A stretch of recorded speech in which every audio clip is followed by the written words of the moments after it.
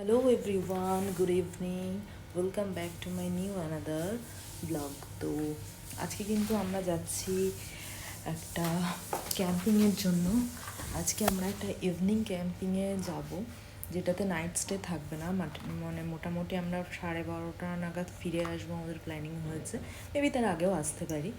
তো এর আগে যতগুলো ক্যাম্পিংয়ে গিয়েছি সবকটাই কিন্তু নাইট স্টে করেছি, আর এটা কিন্তু ফার্স্ট ক্যাম্পিং, ইভিনিং ক্যাম্পিং, যেটাতে ফিরে আসবো।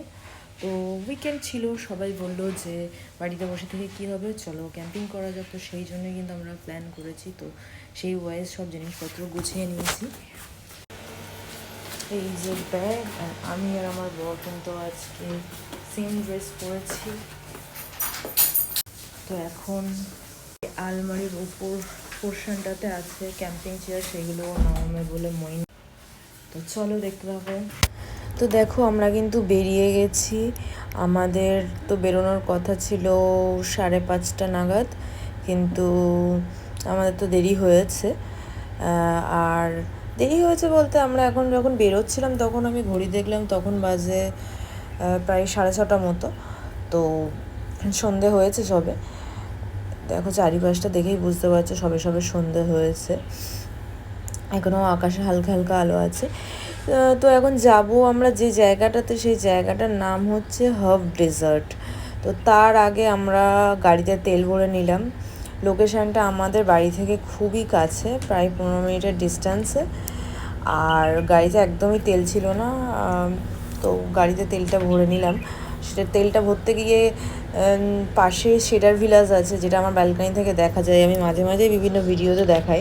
তো সেই শেডার ভিলাজের মধ্যে আর কি আমরা মাঝে সাঝে গাড়িতে তেল ভরতে যাই। ওখানে এরকম তেলের গাড়িগুলো রাখা থাকে, কোনো কোনো পেট্রোল পাম্প নেই, যে বড় বড় কমিউনিটিগুলোর মধ্যে এরকম থাকে। তো সেখান থেকে আমরা গিয়ে তেল ভরিয়ে নিলাম। আর এই দেখো, এদিকে কিন্তু আমরা হার্ব ডেজার্টের রাস্তাতে ঢুকে গেছি। এখনও বন্ধুবান্ধবরা সবাই এসে পৌঁছায়নি, তো তার মধ্যে কিছু কিছু লোকজন এসেছে। তো তার মধ্যে আমরা এখন চলে যাচ্ছি। আর এখানে কিন্তু ঘুটঘুটে অন্ধকার। আশা করছি আমি যখন ফিরবো এই রাস্তা দিয়ে তখন দেখাবো এই রাস্তায় আলো থাকবে, কারণ এখনও ক্যাম্পিংয়ের যারা এই দেশে তো শীতকালে ক্যাম্পিংয়ের প্রচলনটা খুবই আছে, কিন্তু এখনও লোকজন ঠিক এসে পৌঁছায়নি। 10টা 10:30 বাজবে, লোকজন যেহেতু পুরো রাত ধরে ক্যাম্পিং করে তখন আসে। দেখো, এই পরপর কিন্তু আমাদের সব বন্ধুদের গাড়ি দাঁড়িয়ে আছে। এই লাইনটাতে পার্কিং করতে বললো, আমরা এখানে পার্কিং করছি এখন গাড়ি। আর এই অন্ধকার জায়গাটা দেখছো সামনে, ওইখানে এই যে বাচ্চাগুলো বসে আছে, এখানে কিন্তু আমরা সব চেয়ার পেতে বসেছি। একটু পরেই আলো ফালো জ্বালা হবে। তার আগে আমি একটু ফোনের ফ্ল্যাশ লাইটটা জ্বালিয়ে দেখিয়ে দিচ্ছি তোমাদেরকে। এই দেখো, এখানে কিন্তু ম্যাট ফ্যাট পেতে বসে বসে পড়া হয়েছে। খাওয়া দাওয়া হবে, গল্প আড্ডা সব কিছুই হবে। তো এখন চারিপাশটা যেটা বললাম যে অন্ধকার দেখা যাচ্ছে, খানিক পরেই কিন্তু আলো আলো হয়ে যাবে। লোকজন কিন্তু ক্যাম্পিংয়ে চলে আসবে। এখনও আশপাশের লোকজন যারা ক্যাম্পিং করে ঠিক এসে পৌঁছায়নি। ইতিমধ্যে আমরা এখানে লাইট ফাইট জ্বালিয়ে আমি বসে পড়েছি চা করতে, দুধ চা। তো দুধ চা খাওয়ার লোকজন খুব একটা সংখ্যায় বেশি ছিল না সেদিন, কারণ একজন এনেছিল ফুচকা। আমাদের গ্রুপে একটা কাপেল ফুচকা এনেছিল, ওরা আগেও ফুচকা বানিয়ে এনেছে, খুব টেস্টি হয় ফুচকা ওদের হাতের। আর আগের দিন যেটা বানিয়ে এনেছিল, মানে লাস্ট দিন যেটা বানিয়েছিল, সেটা যেন একটু বেশি টেস্টি ছিল। তো সবাই কিন্তু আমরা পেট ভরে ফুচকা খেয়েছিলাম। এই দেখো, এখানে ফুচকা মাখার কিন্তু প্রিপারেশন একদম ফুল দমে চলছে। আর সবাই কিন্তু আমরা হাপিত্তেশ করে বসে আছি ফুচকা খাবো বলে। তো রাতেবেলা আমাদের খাওয়ার প্ল্যান ছিল ম্যাগি, সেই গল্পে সেই প্রসঙ্গে পরে আসছি। আগে ফুচকা খাওয়াটা দেখিয়ে নিই। এখানে কিন্তু চা খাওয়া হয়ে গেছে, আর আমরা বসেছিলাম। হঠাৎ তার মধ্যে দেখলাম একটা গাড়ি এসছে, গাড়ি এসে দাঁড়িয়েছে ওখানে, আইসক্রিম সেল করছে। আর আইসক্রিমটা খুব টেস্টি ছিল, আমি অর্কদীপদার থেকে একটু নিয়ে টেস্ট করে দেখেছিলাম। এটা 3 স্কুপ দিচ্ছিল, সেটা নিয়েছিল 10 দিরামস। তো এটা এখানকার মার্কেট প্রাইস অনুযায়ী অনেকটাই সস্তা। এখানে হয়তো একটা স্কুপ 10 দিরামেও পাওয়া যায় না। তো যাই হোক, আমাদের মোটামুটি আইসক্রিম টাইসক্রিম খাওয়া হয়ে গেছে।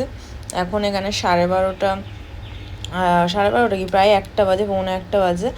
তো এখন আমরা লোটা কম্বল গোটাচ্ছি বাড়ি যাব বলে। অ্যাকচুয়ালি আমাদের এখানে আজকে ডিনার করার কথা ছিল, আমরা সবাই ম্যাগি খাবো বলে ম্যাগি ডিম এইসব নিয়ে এসেছিলাম, কিন্তু যে গ্যাসটাতে আমি চা করছিলাম ওই গ্যাস ওভেনটা যে এনেছিল ওটাতে কোনো একটা প্রবলেম হয়েছে, গ্যাস লিক করে এরকম আগুন ধরে যাচ্ছে।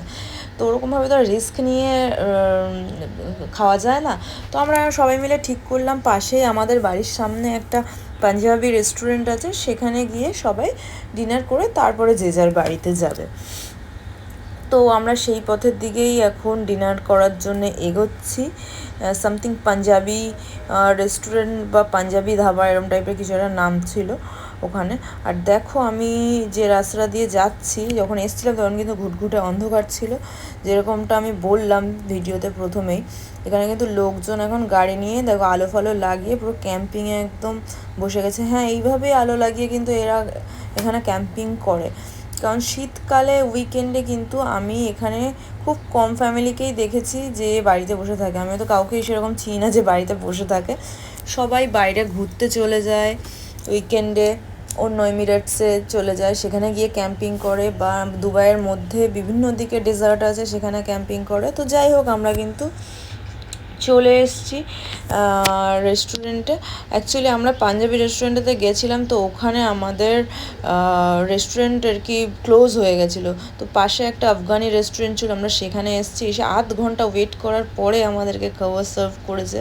সেই ওয়েটিং পিরিয়ডটা ভীষণ মানে আর কি কষ্টের ছিল, খুব হাংরি ছিলাম আমরা সবাই। আর এখানে এই ল্যাম্প চপটা ছিল সেদিনকে, সে মানে আর কি সেরা ডিশ ছিল। তারপরে আরও অনেক কিছু নিয়েছিলাম, আমি খাবো না দেখাবো বুঝতে পারছি না। আমি একটুখানি বাঁ হাত দিয়ে ফোন দিয়ে দেখিয়ে দিচ্ছি, কারণ আমি ভীষণ সবাই হাংরি ছিল সেদিনকে। তো এখানে বিরিয়ানি নিয়েছিলাম, পোলাও নিয়েছিলাম। আমি একটা আফগানি পোলাও অর্ডার করেছিলাম, আফগানি পোলাও পাইনি। এই যে গাজর ছড়ানো আছে ওপরে লাল লাল, এইটা একটা পোলাও, তো ওইটা অর্ডার করেছিলাম, ওটা খেয়েছি আমি শেয়ার করে। আর এই দেখো মোটামুটি খাওয়া দাওয়া কিন্তু হয়ে গেছে, আমার হয়ে গেছে, এখনও লোকজনের খাওয়া দাওয়া চলছে। তো এই ছিল আজকের ভিডিও। এবার আমরা সোজা এখান থেকে বাড়ি যাব, বাড়ি গিয়ে ঘুমাবো, কারণ মোটামুটি কিন্তু 2-2:30 বাজে। তো চলো টাটা বাই বাই, আজকের ভিডিও এই পর্যন্তই। এখন সবাই বাড়িতে চলে যাবে আর আমিও বাড়ি চলে যাবো, আমাদের বাড়ি একদমই কাছে। আবার নেক্সট ভিডিওতে দেখা হবে। Tata bye bye, good night সবাইকে।